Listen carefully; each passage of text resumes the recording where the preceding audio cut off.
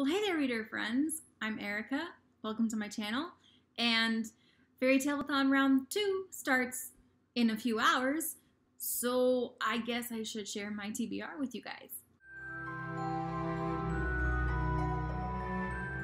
Let's be completely real and honest right now. The reason that I haven't posted a TBR for this round of Fairytaleathon is because I was really struggling to find books that I really wanted to read for this round of Fairytaleathon. And I don't really know why that is, because I love fairy tales. So I kept looking at my TBRs, kept looking at my library for books, and finally some of my co-hosts post their TBRs, and then I was very excited, and they also posted some recommendations, and I was finally able to find some books. Also, apologies if I'm a little scattered. This is my weekend that I work, so I just spent a day at work, and I am tired. I also have had no coffee today, so you are not getting me at 100%. I guess I should talk a bit about what Fairytaleathon is. Fairytaleathon is a readathon that I do with 4 other amazing ladies that are bookish ladies that are on BookTube and elsewhere on the internet, on the bookish internet. Becky at Coffee Cocktails and Books, Jordan at The Lost Reader, Sam at A Barnaby Books, and then Alex at Alex's Fiction Addiction, but I don't know if she calls it that. She's doing it on her blog this round. Let's get into the books that I'm hoping to read next week. Oh yeah, Fairytaleathon Round 3 starts, like I said, in a couple of hours. It runs from Sunday, August 11th until Sunday, August 18th. And yeah, wherever you are. Starts at midnight, ends at midnight, wherever you are. There are 7 challenges this round. I think as previous rounds, we've had 7 challenges, I think, every round. And I will leave a list of all the challenges as well as information about the prizes and how you can enter in to get one of the prizes, also down in the description. But let's get into the books. So the first book I have on my TBR is Beauty by Mckinley, which is a retelling of Beauty and the Beast. And this is one of the first fairy tale retellings, novel-length fairy tale retellings that I ever read. I don't actually remember when I first read this book. It may have been in 5th grade or middle school, but I then read everything Mckinley had written, and I've reread this a number of times, but it's actually been quite some time since the last time I reread it. And when I was looking for short books, I found out that this book is, well, wait a second. Oh no, guys. This isn't gonna work. Okay, so the MARC record, which is the bibliographic record in our library system, said that this book was 297 pages, and that's not true. This book, this edition, is over that. It is 325 pages. I don't know what I'm gonna do now. This is what happens when I leave things to the last minute.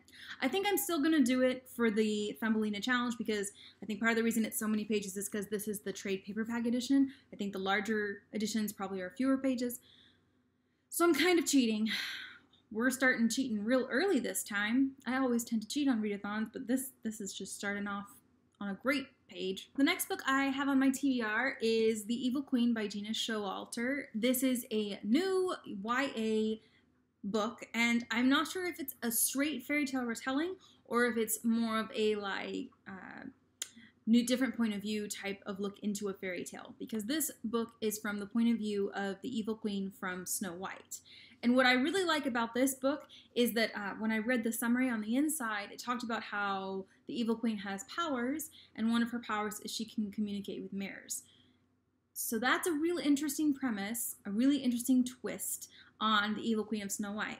Plus, I feel like we don't get a lot of information about the evil queen in Snow White. Like, in the Disney movie, she's very underdeveloped, and she hasn't gotten, like, you know, a Maleficent-like remake. This book is going to fulfill the challenge of the Gentle Giant because it is over 500 pages. We're going to make sure, because apparently I can't look and count how many pages. Yeah, this book is 538 pages, so it counts. Also, shout out to my co-host Sam, because she talked about this book on her recommendations video for Fairytaleathon this round, because I was really struggling to find a 500-page plus book that I wanted to read, because I've already read the Luna Chronicles, and all the ones that were coming up, I just wasn't as interested in, so thank you, Sam. Thank you, Sam. Challenge number 3 is, if the shoe fits, read any fairy tale retelling on your TBR. So, like, all the books here really kind of fit because I think they're all retellings. So yeah, that challenge will be met pretty easy peasy. Any book could fulfill that challenge. The next book on my list is The Siren by Kira Cass, which will fulfill challenge number 4, which is Creatures of the Deep. Read a book that has sirens, mermaids, or other like sea, ocean, mythical creatures. I actually really liked the Selection series, the first 3 books. I didn't read the next ones. I enjoyed them. They were like just nice little candy books. I've read them probably in the span of a couple of weeks, and I really enjoyed how she characterized the romance in that book. So I'm excited for this one. When it came out, it got mixed reviews, and I've heard that it's not as good as the Selection series, but I feel like I'll be biased towards liking it because of the ocean-y vibes. So the premise of this book isn't really The Little Mermaid. It's actually a story where the main character is a teenage girl named Kaylin, who was saved, or Colin, I don't know how to say it. But anywho, she was saved as a young kiddo from drowning. And the penance she has to pay for being saved is that she has to be a siren and lure sailors to their deaths with her song. Except then she meets a person, prince person, who she doesn't want to do that because love happens. I'm assuming that's what happens. I'm also assuming it's going to be probably really insta-lovey YA trash, and I'm okay with that. Challenge number 5 is Try the Gray Stuff. It's delicious. I'm not going to sing the rest of the song this time, even though I almost did, which is to read a book with a yummy treat.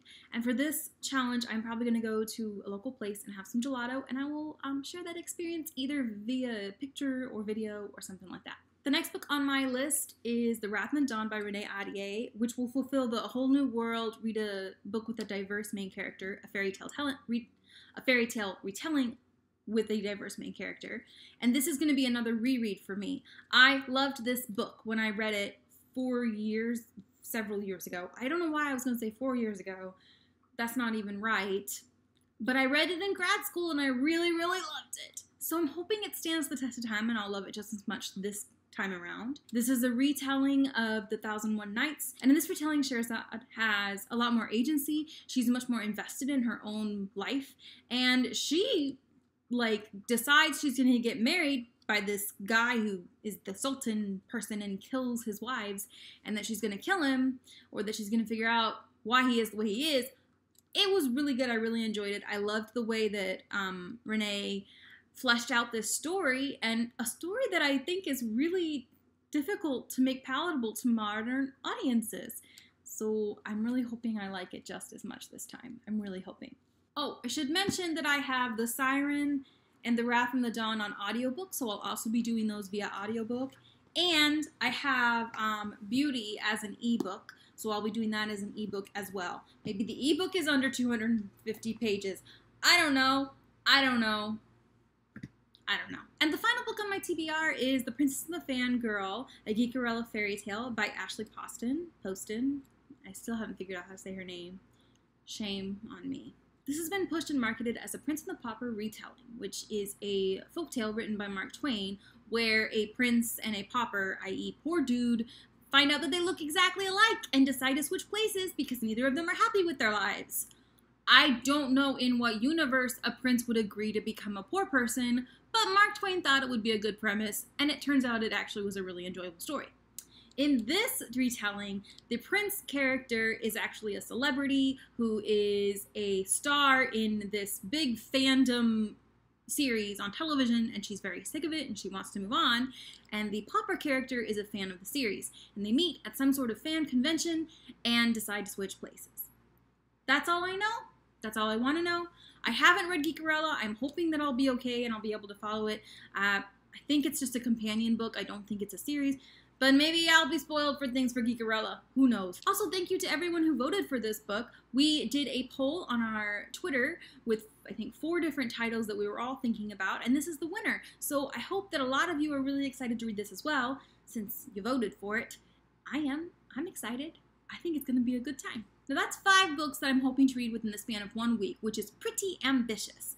But I have another book that I just found at the library. It showed up in a review journal, and I went and looked at it, and I decided I was going to add it to my TBR, even though it doesn't really meet any of the challenges, except for like If the Shoe Fits, because it's on my TBR.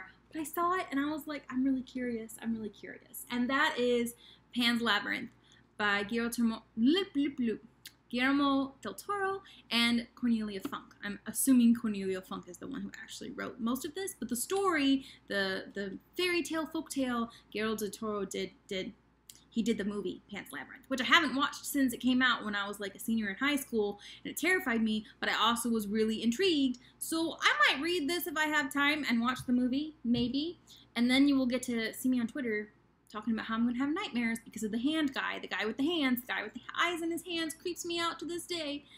But I really liked that story. I loved the aesthetic of the movie. I loved how it brought the dark side of fairy tales to the forefront, which hadn't really happened for me yet in any books I had read or movies I had seen back in like the 2000s when this came out. So I'm hoping that it's good. So yeah, 6 books, 5 and maybe 6 that I'm hoping to read for Fairytaleathon this round. If you aren't following us, the book is going to be, my stack is so tall, the books are in frame. Let's fix that. If you are following us on Twitter, make sure you go and do that. I'll leave a link to that down below. As I said before, make sure to go follow all my co-hosts. If you have any comments, questions, or anything you'd like to say, feel free to leave a comment down below. I hope you join us for Fairytaleathon, and I will see you next time. Bye, guys!